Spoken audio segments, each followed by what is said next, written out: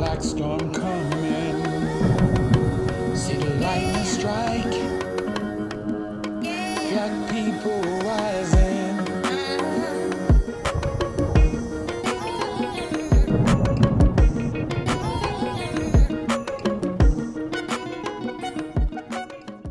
Why African American studies? Why not study all people?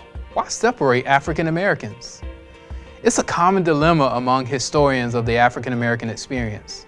How do you tell the story of a people who have been apart from, but an integral part of America? American history cannot be understood apart from the African American experience. There's no distinct line between African American culture and American mainstream culture. You can't have one without the other.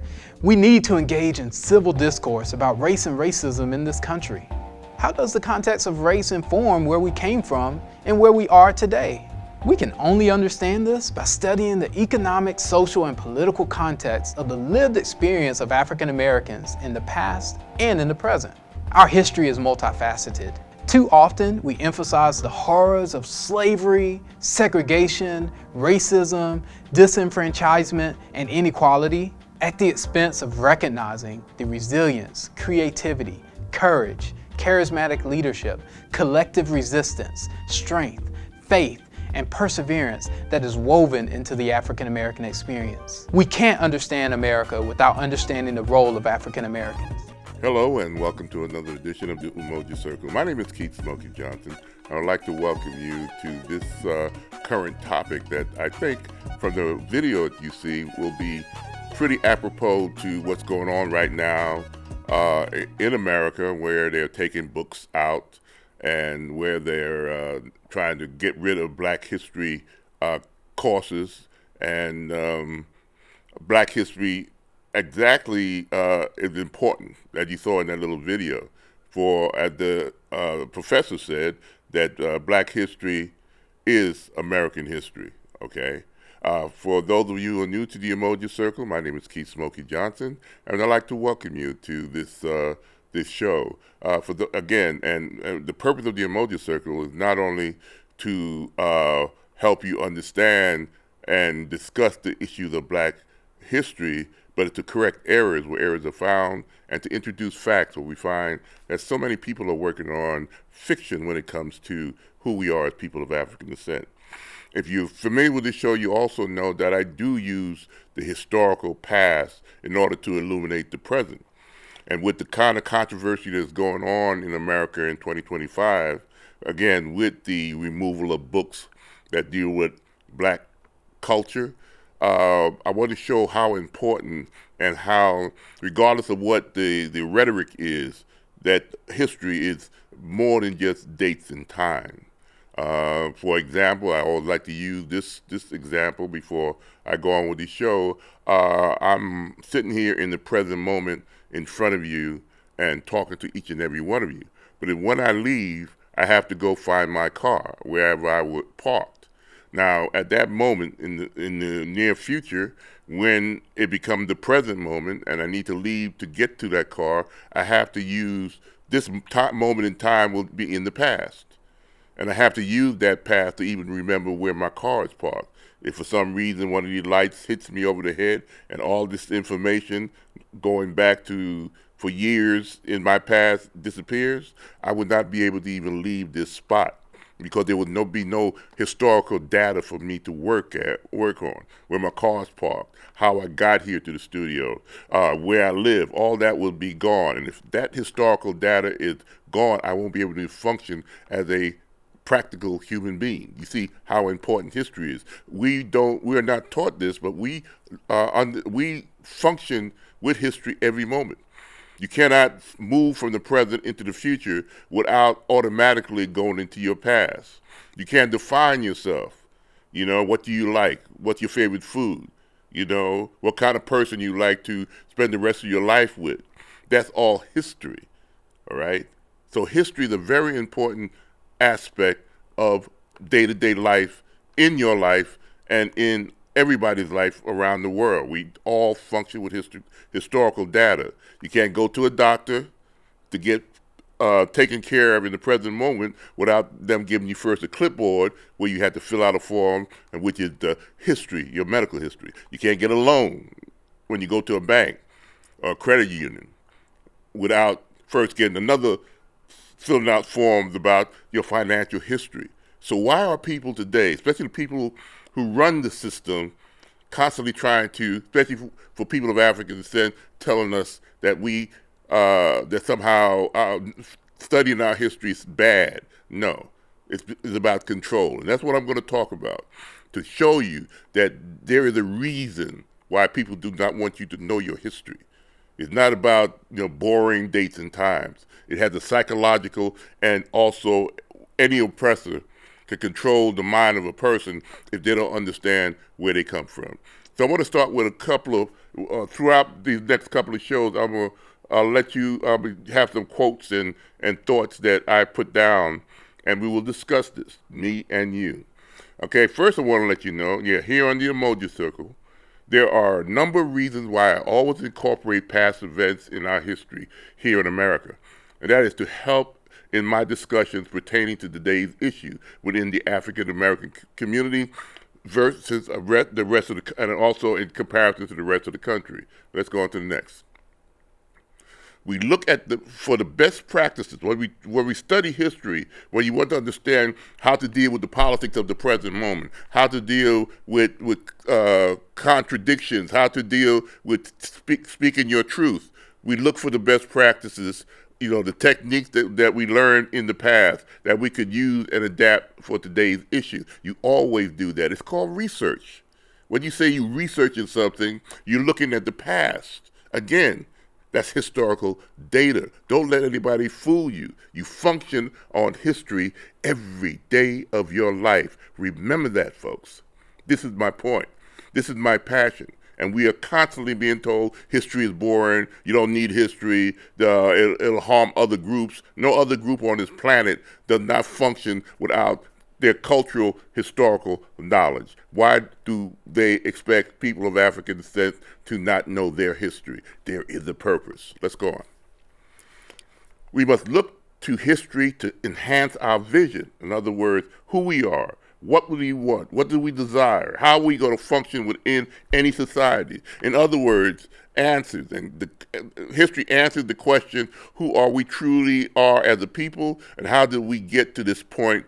What do we need? That's when you deal with politics, when you deal with your family budget, you're answering these questions by the research that you do, by the knowledge that you have of your past, how you interact with the person. When you meet them new, you talk about your history in order for them to develop into the friends that you know. You always talk about how you grew up. What did you do? What school did you go to? You use history in your day-to-day, what classes did you take? What is your skill level? Because the courses that you took in the past. How are we expected to function as viable human beings without history? You want to see how ridiculous this is and how important it is to protect your historical knowledge. Let's go on to the next.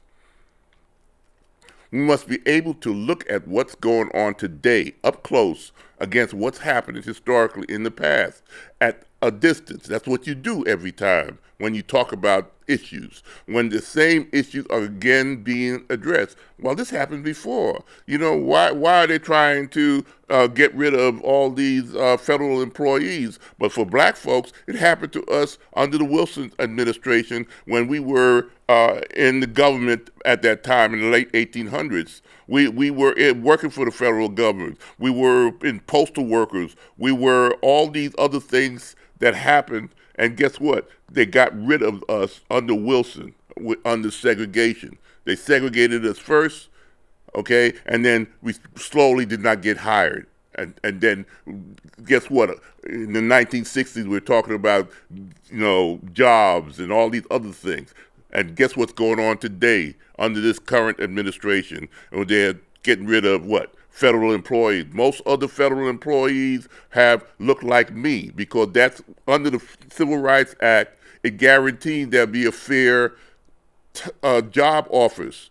And a lot of black people who entered into the middle class from the 60s on to this day went into the federal government. And guess who are getting fired, along with women and other people. But it will affect the black community devastatingly. Let's go on to the next, We use the teachings of history to recognize patterns that were, like I said, once used against us in the past, so we can make the proper decisions and adjustments in the present. Those of us who knew that in November of 2024 with Project 2025 that we saw patterns that were reestablishing the old segregational South. That was what they were doing, and that's what they're trying to implement as we speak to the present.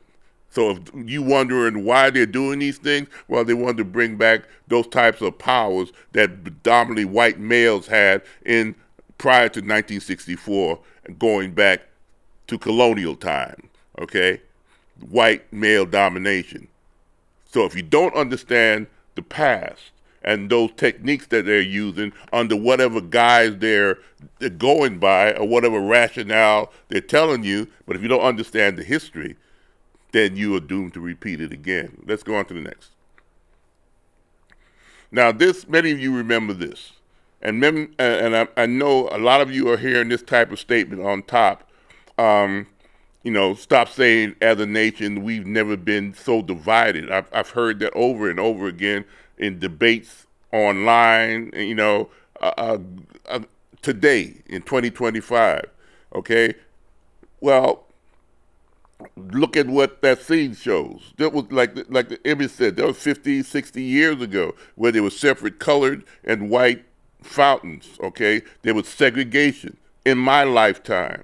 If you don't understand the proximity of that time to the present moment, how could you recognize what they're trying to do right now? When they talk about DEI, that's just another name for black. When they talked about CRT is bad, no, that's just another name that they don't want to put our history back, that we fought so hard from the 70s on in implementing black history courses in high school and colleges. That's only been since the 1970s, folks. And they're trying to dismantle that again.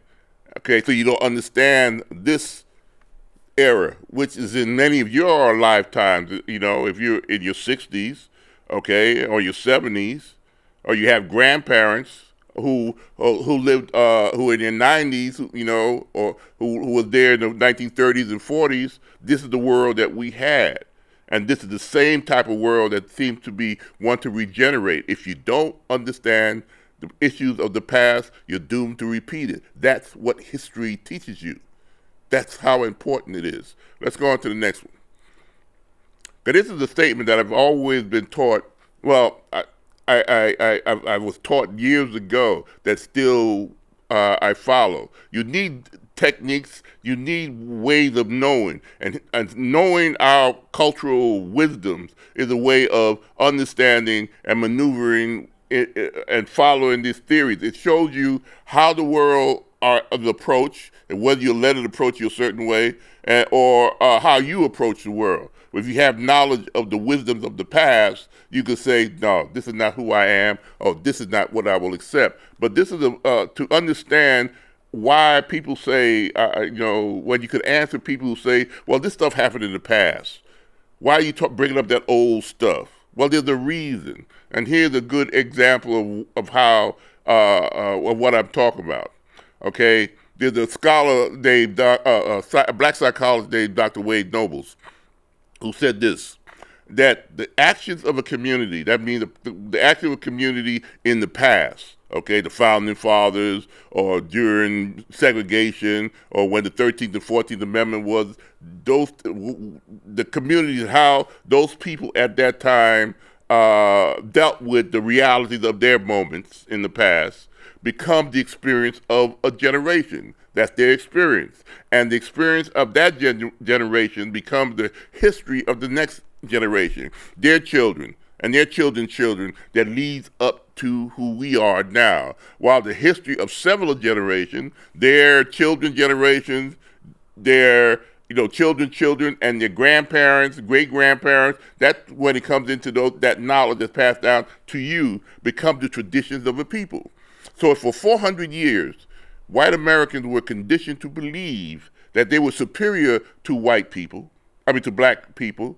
When they said things, they invented the N-word to describe us. They enslaved us and treated us like cows and cattle. They didn't even count us in the census. When the first census came out in 1790s, we were told that we were 3/5 of a human being. When that generation that initiated the so-called Constitution was called a 3/5 of a human being, and all the different laws that happened up until the Civil War, the compromises and all these other things that came out, even the Mexican-American War had an effect on black people. And, whether it's going to be that land that was acquired from Mexico that became California and New Mexico and Arizona today, the fight during that period of time, those generations that follow, was what to do with us. Whether you expand slavery into those new territories. That has an effect. That's American history, like the professor said. And if you take out that nuance and just talk about, the people going west, Manifest Destiny, white people, you see all the movies and the TV shows of the settlers going across in their wagons, but you don't see any black faces. Okay. That was, you're talking about the Missouri Compromise, all right? You had Missouri Compromise that you learned, that's the American history that you learned, no slavery past a certain level that's at the border of Missouri. This was in the 1830s, all right? And anything north of that, there'll be no slavery. The only reason being because at that level, at that latitude, 36 degrees, 30 minutes is what the term was, cotton can't grow, all right? And you can't bring black folks in. That was the Missouri Compromise, okay? So then you had the compromise in the 1850s. Then you had Bloody Kansas. Why were they fighting? What was that American history about? But it had to do with black history. What was, the Dred Scott decisions. All these things had a lot to do with who we are as black people. If you leave that part out of the American dialogue, then you have this confusion and mythology that is shaped today that's confusing the issue. And those who are in power know how to manipulate that and blind you to the truth. Because whatever happened in the past, the same type of mentality that created the slave society that defined us as less than, that said that with the black codes of the 1870s, after we fought, 200,000 black soldiers fought for their freedom, it was not given. And you had the black codes and that horror story for another 100 years until the 1960s. If you don't understand that trajectory, you will never understand why you still have Karens today asking a black man what he's doing here. Or why do you have people still talking about us as savages, when who were the savages? Who captured Africans for hundreds of years? Who treated people that look like me as a cow or by law? Why was there a 4 years where 700,000 Americans died fighting for the right to keep us enslaved and not enslaved? That American truth must be spoken. Again, here in the Umoja Circle, we correct errors where errors are found, and we introduce facts where we find that most of us are working on fiction. And if you just get the American history that I was taught, and many of you were taught, without understanding the black history that it was intertwined in that, you won't understand why we're having the issues we're having right here, right now, in the political arena today. Because the same mentality, the same sense of superiority, the same aspect of DUI, DEI no, that's just another word for black people having those positions. The same type of idea in which Woodrow Wilson segregated the federal government, then eliminate all those jobs that was held by black people in the turn of the 1900s, from the 1800s to the 1900s, okay? You wouldn't know about the black soldiers in World War I who were sent, like the Harlem Hellfighters, who went there to represent this country as soldiers and went to France and fought the Germans there in World War I, but they had to fight under the French rule because America said, go with the fight with the French. If you don't understand that reality, then you won't understand why black people still have their suspicions, why we act the way we act when it comes to white America.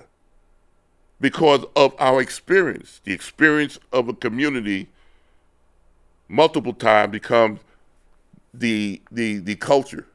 The experience of white domination for 400 years, it still exists. It becomes part of the culture of white America and the decision makings. The same people who try to say no to a lot of policies, under Obama or under Biden, because, it would benefit black and brown and poor people, were the same people who thought about segregation. Their children, they're the children of the people who dealt with who accepted segregation in America.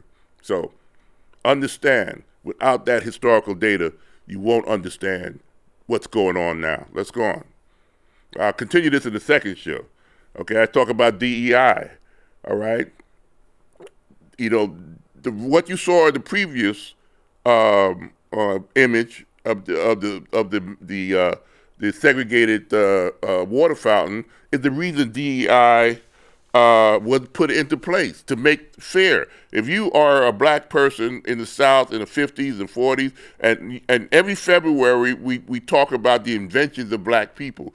Okay, what they've invented, the broom and all these great inventions that we talk about every year. Well, those folks could not get the fair opportunity in a society that kept segregation going. So you have to make it up once the Civil Rights Act was established. You had to, include diversity, equity, and inclusion. If you listen to the rhetoric today, that's supposed to be bad. Only reason it's bad is because the dominant group don't have the carte blanche or the affirmative action that they have established for themselves prior to 1964. And if you don't understand this history, then you'll get caught up in the rhetoric and the lies today in 2025 when it comes to diversity, equity. And they're using this terminology to get rid of, again, the federal government, and mostly predominant with black people, and that's always been a part of it. It's self-survival. For what I see, we're going back to, as I put there, to REI, racism, exclusion, and intolerance. Okay? The same type of racist exclusion, and intolerance that was going on in the 1850s, that caused the Civil War in the 1860s, that started segregation in the 1870s, that destroyed Black Wall Street in the 1920s, that sent black troops to fight in Germany and France in World War I and World War II, but they couldn't come home and still got lynched. Okay, and we still survived. We still became doctors and teachers and lawyers and great inventors and all the things as they said in the Kerner Commission in 1965, there were two Americas. But if you don't understand, if we are not allowed to express our America, only hearing white America, as we've been taught in the schools, that's where we have the confusion today. And those who are in charge, those who oppress people, would use that segregated knowledge, because not only were we physically segregated during the 100 years after the Civil War, from 1865 on to 1965, and those civil rights acts and stuff like that, our knowledge of self was segregated. into what we could incorporate it as Black history. Thank you, Dr. Carter G. Woodson, for understanding that. He didn't just set that up for no reason. He understood that we have to express that knowledge. That's what Black history is about, to reinitiate and put a light on that shadowy half of the American history. Like the professor said at the beginning, we have to talk about our accomplishments as Black people. So why are they trying to get rid of Black history? Why? For this reason, to keep us in the dark.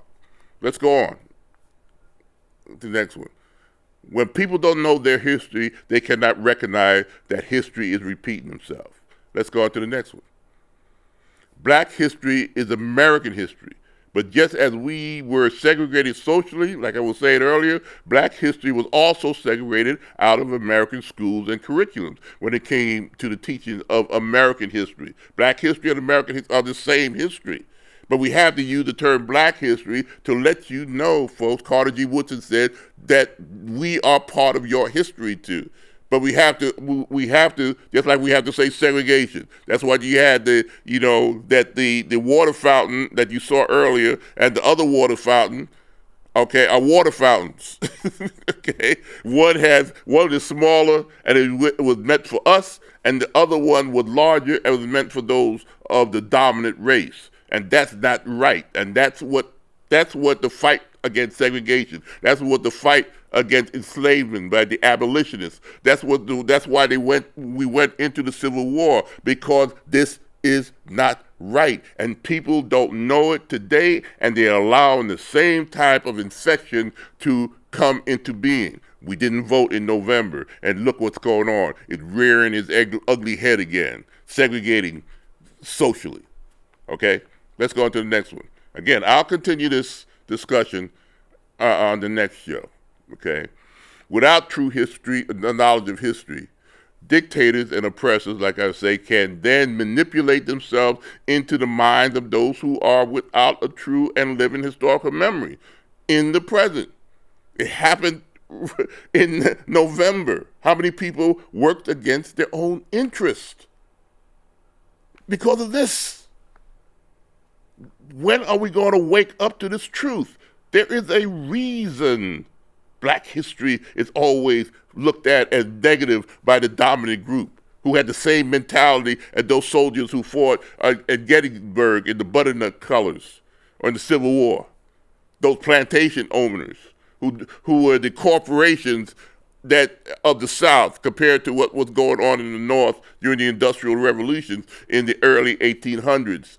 When they said that 3/5 of a human being was worth, that means that for every 500 Black folk, 300 got to vote. They maintained their slave power until the Civil War.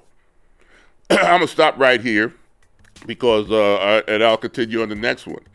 So you understand why I'm doing this show this time in this moment. Excuse me. The present moment is embedded in the soil of the past, okay? The present moment means whatever happened in the past is sent to you right now, and we're dealing with it right now in the present or the present. So until the next show, I hope you enjoy what you heard. Peace. Hotep. Bye-bye.